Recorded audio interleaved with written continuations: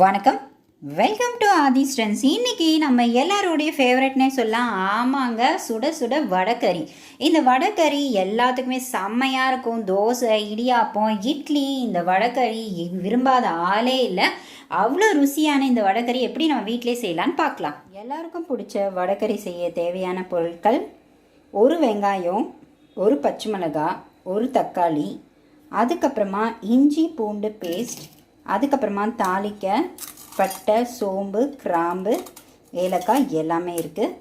So அதுக்கு முன்னாடி நம்ம ஒரு 3/4 மணி நேரம் இல்லை 1/2 hour பிஃபோர் ஒரு கையளவு கடலைப்பருப்பு, அதுக்கேற்ற மாதிரி ஒரு அரை கையளவு துவரம்பருப்பு, ரெண்டுத்தையும் நல்லா ஊற வச்சு எடுத்துக்கணும். ஒரு 1/2 hour 45 minutes போதும்.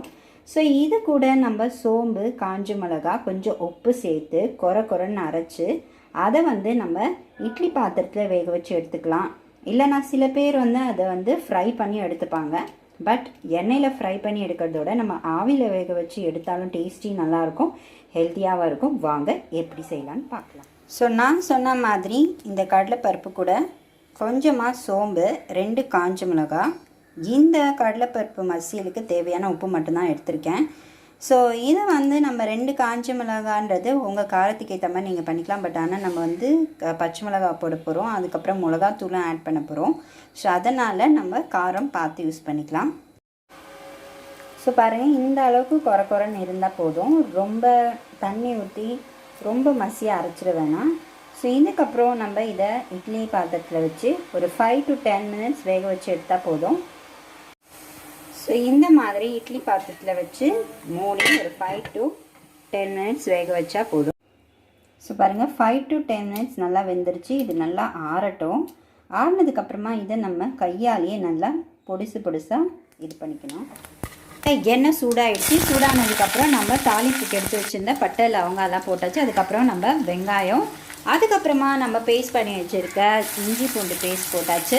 நெக்ஸ்ட்டு வெங்காயம், தக்காளி, பச்சை மிளகா எல்லாமே நல்லா வதங்க ஆரம்பிச்சிருச்சு.